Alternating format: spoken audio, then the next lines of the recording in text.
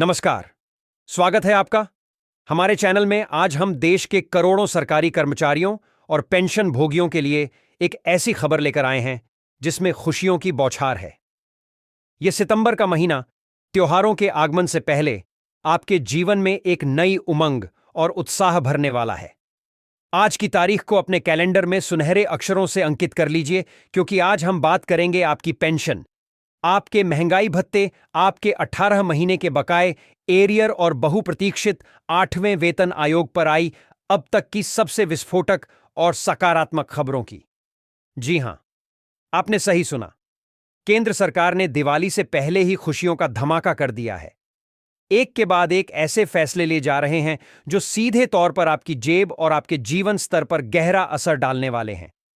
आज की इस विस्तृत चर्चा में हम हर एक मुद्दे की तह तक जाएंगे, हर एक खबर का विश्लेषण करेंगे और आपको बताएंगे कि इन फैसलों का आपके लिए क्या मतलब है। तो चलिए, बिना किसी देरी के खबरों के इस महासागर में गोता लगाते हैं। हमारी आज की सबसे पहली और शायद सबसे क्रांतिकारी खबर जुड़ी है पेंशन नियमों में हुए एक ऐतिहासिक बदलाव से। जी हां, सरकार ने पेंशन भोगियों को एक ऐसा शानदार तोहफा दिया है जिसका इंतजार दशकों से किया जा रहा था। हम बात कर रहे हैं यूनिफाइड पेंशन स्कीम यानी यूपीएस के नियमों में हुए बड़े फेरबदल की। दोस्तों, जैसा कि आप सभी जानते हैं, अब तक पेंशन का हकदार बनने के लिए एक लंबी और कठिन शर्त को पूरा करना होता था। नियम यह था कि किसी भी केंद्रीय कर्मचारी को पेंशन का लाभ तभी मिल सकता है जब उसने अपनी सेवा के कम से कम 25 साल पूरे किए हों। यह 25 साल की अनिवार्य सेवा की शर्त कई कर्मचारियों के लिए एक बड़ी बाधा थी। कई कर्मचारी विभिन्न कारणों से, चाहे वह स्वास्थ्य संबंधी हो या पारिवारिक, 20 साल की सेवा पूरी करने के बाद स्वैच्छिक सेवानिवृत्ति यानी वीआरएस लेना चाहते थे, लेकिन उन्हें पेंशन का लाभ नहीं मिल पाता था। लेकिन अब सरकार ने इस पुराने और कड़े नियम को पूरी तरह से बदल दिया है। जी हां, केंद्र सरकार ने कर्मचारियों की इस पुरानी और जायज मांग को स्वीकार करते हुए सीसीएस रूल 2025 के तहत एक अभूतपूर्व संशोधन किया है। इस नए नियम के लागू होने के बाद वह सभी कर्मचारी जिन्होंने अपनी सेवा के 20 साल पूरे कर लिए हैं और इसके बाद वे स्वैच्छिक सेवानिवृत्ति वॉलंटरी रिटायरमेंट लेते हैं, तो उन्हें भी पेंशन का लाभ दिया जाएगा। यह पेंशन उन्हें आनुपातिक आधार पर मिलेगी। इसका सीधा सा मतलब है कि अब 25 साल से कम सर्विस करने वालों को भी पेंशन का अधिकार मिल गया है। उनकी पेंशन की गणना उनकी कुल सेवा अवधि के आधार पर की जाएगी। यह फैसला न केवल लाखों कर्मचारियों को राहत देगा, बल्कि उन्हें अपने भविष्य की योजना बनाने में अधिक लचीलापन भी प्रदान करेगा। यह वास्तव में एक स्वागत योग्य कदम है जिसने दिवाली से पहले ही कर्मचारियों के घरों में खुशी के दिए जला दिए हैं। यह एक ऐसा कदम है जो कर्मचारी कल्याण की दिशा में सरकार की प्रतिबद्धता को दर्शाता है। चलिए, अब रुख करते हैं उस खबर की ओर जिसका इंतजार देश के 1.25 करोड़ से ज्यादा कर्मचारी और पेंशनभोगी अपनी धड़कनें थाम कर रहे हैं। जी हां, हम बात कर रहे हैं 8वें वेतन आयोग 8th पे कमीशन की। पिछले कई महीनों से यह सवाल हर कर्मचारी के जहन में था कि 8वां वेतन आयोग आएगा या नहीं। सरकार की इस पर क्या मंशा है? आज इन सभी सवालों पर से पर्दा उठता हुआ दिख रहा है, और वह भी सीधे देश के सर्वोच्च नेतृत्व की ओर से।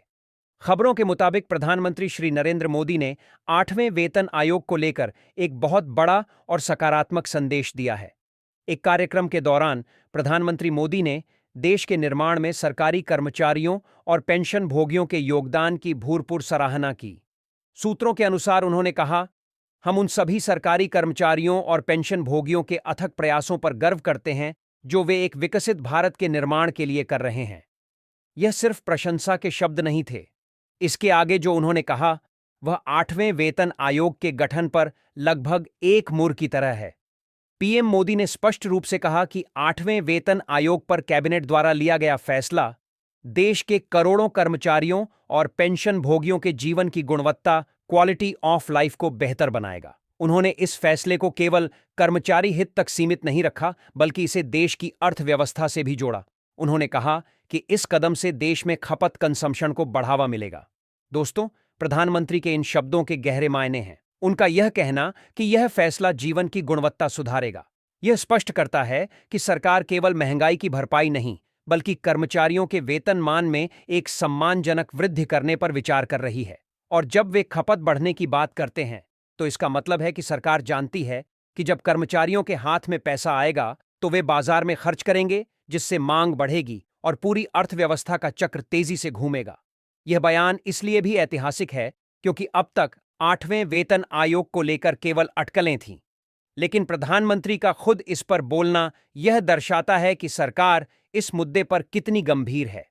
यह संदेश उन लाखों कर्मचारियों और पेंशनर्स के लिए एक बड़ी राहत लेकर आया है जो अपने भविष्य को लेकर चिंतित थे। मोदी जी का यह बयान कि 8वां वेतन आयोग न केवल कर्मचारियों और पेंशन भोगियों के लिए लाभकारी होगा, बल्कि इससे देश की आर्थिक स्थिति भी मजबूत होगी। यह इस फैसले के रणनीतिक महत्व को रेखांकित करता है। यह खबर निश्चित रूप से सभी के चेहरों पर एक बड़ी मुस्कान लाने वाली है। अब बात करते हैं महंगाई भत्ते की, यानी आपके डियरनेस अलाउंस टीए की।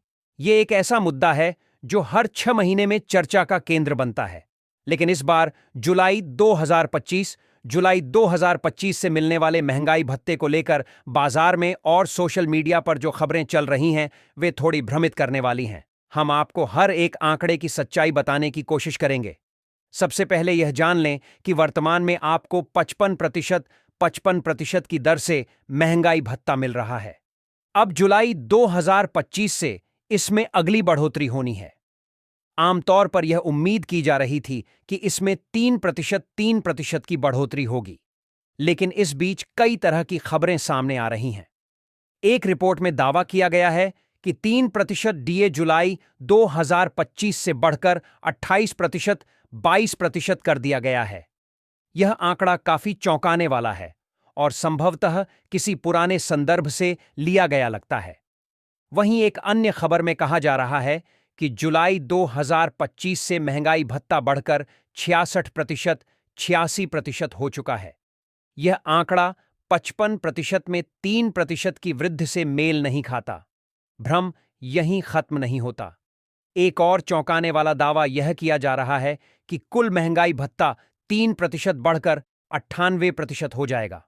यह आंकड़ा तो पूरी तरह से असंभव और बेबुनियाद लगता है। इन सभी परस्पर विरोधी आंकड़ों के बीच एक और आंकड़ा जो सुनने में आ रहा है, वह है 48%, 40% का। कहा जा रहा है कि अक्टूबर महीने की जो सैलरी और पेंशन आएगी, वह 40% डीए के हिसाब से आएगी।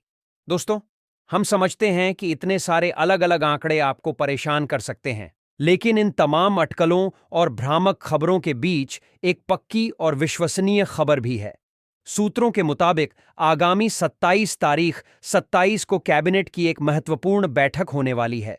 जी हां, इसी 27 अक्टूबर को होने वाली कैबिनेट बैठक में आपके महंगाई भत्ते में बढ़ोतरी पर अंतिम मुहर लगेगी और सरकार आधिकारिक तौर पर इसका अनाउंसमेंट करेगी। पूरी संभावना है कि यह बढ़ोतरी 3% की होगी, जिससे आपका कुल डीए 50% से बढ़कर 58%, 28% हो जाएगा। सरकार की घोषणा के बाद बढ़े हुए डीए का भुगतान आपको अक्टूबर महीने की सैलरी और पेंशन के साथ जोड़कर किया जाएगा, और जो जुलाई, अगस्त और सितंबर इन 3 महीनों का एरियर बनेगा, वह भी 10 अक्टूबर तक आपके खातों में सीधे जमा कर दिया जाएगा। तो हमारी सलाह है कि आप इन 22, 66, 98 या 48% के आंकड़ों से भ्रमित ना हों और 27 तारीख को होने वाली कैबिनेट की बैठक का इंतजार करें, जो आपके लिए असली खुशखबरी लेकर आएगी। चलिए अब बात करते हैं सितंबर महीने की पेंशन की। त्योहारों का मौसम है और हर कोई चाहता है कि उसके हाथ में समय पर पैसा हो, ताकि वे अपने परिवार के साथ खुशियां मना सकें। इसी को देखते हुए डीओपीटी यानी कार्मिक एवं प्रशिक्षण विभाग ने एक सराहनीय आदेश जारी किया है। इस आदेश के मुताबिक पश्चिम बंगाल के सभी पेंशन भोगियों को दुर्गा पूजा के पावन अवसर को देखते हुए उनकी सितंबर महीने की पेंशन का भुगतान 26 सितंबर को ही कर दिया जाएगा। यह बंगाल के पेंशनर्स के लिए यकीनन एक बड़ी राहत है, लेकिन इस आदेश ने एक बड़ी बहस को भी जन्म दे दिया है। सवाल ये उठता है कि जब दुर्गा पूजा, नवरात्रि और दशहरा जैसे त्योहार पूरे देश में समान उत्साह और धूमधाम से मनाए जाते हैं, तो फिर यह राहत केवल पश्चिम बंगाल के पेंशन भोगियों तक ही सीमित क्यों? देश के अन्य हिस्सों में रहने वाले पेंशनभोगी भी तो इन्हीं त्योहारों की तैयारी कर रहे हैं। उनकी भी यही अपेक्षा है कि उन्हें भी उनकी पेंशन समय से पहले यानी 26 तारीख को ही मिल जाए, ताकि वे बिना किसी आर्थिक चिंता के त्योहार मना सकें। यह एक बहुत ही जायज़ मांग है। त्योहार किसी एक राज्य का नहीं, बल्कि पूरे देश का होता है। इसलिए यह लाभ भी देश के सभी पेंशनभोगियों को मिलना चाहिए।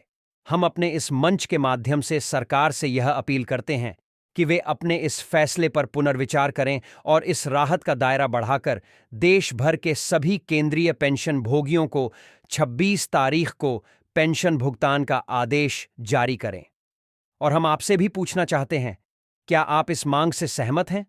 क्या आप भी मानते हैं कि पेंशन सभी को एक साथ 26 तारीख को मिलनी चाहिए? अगर आपका जवाब हाँ है, तो अपनी आवाज़ को बुलंद कीजिए और कमेंट बॉक्स में यस यस टाइप कीजिए, ताकि आपकी यह सामूहिक मांग सरकार तक पहुंच सके। अगली बड़ी खबर का रुख करते हैं, जो जुड़ी है पेंशन कम्प्यूटेशन। पेंशन कम्यूटेशन के उस मुद्दे से जो सालों से चर्चा और विवाद का विषय रहा है।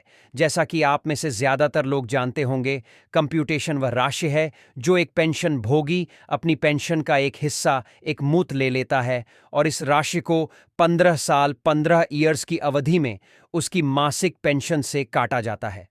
विवाद इसी 15 साल की अवधि को लेकर है।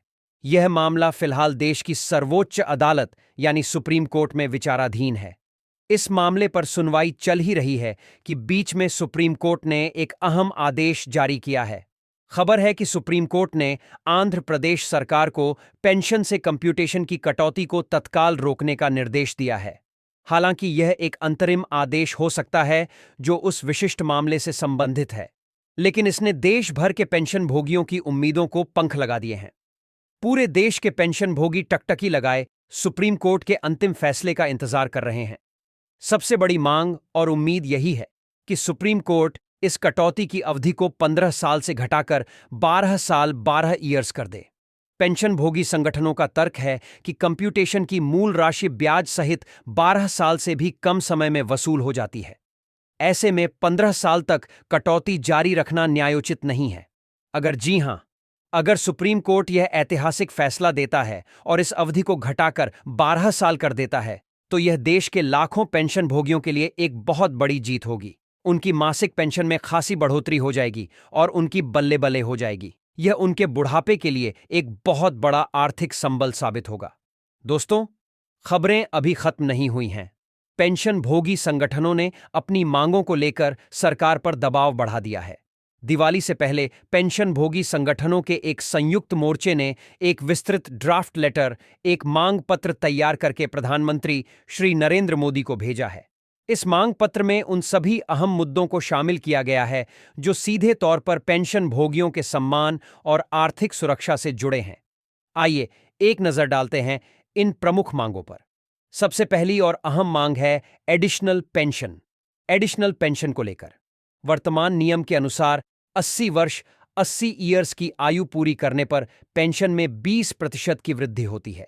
संगठनों की मांग है कि इस आयु सीमा को 80 साल से घटाकर 65 साल 65 ईयर्स किया जाए। उनका तर्क है कि 60 साल में रिटायर होने के बाद 65 की उम्र तक आते आते स्वास्थ्य संबंधी खर्चे बढ़ने लगते हैं। इसलिए यह अतिरिक्त वित्तीय सहायता उन्हें 65 साल की उम्र से ही मिलनी शुरू हो जानी चाहिए।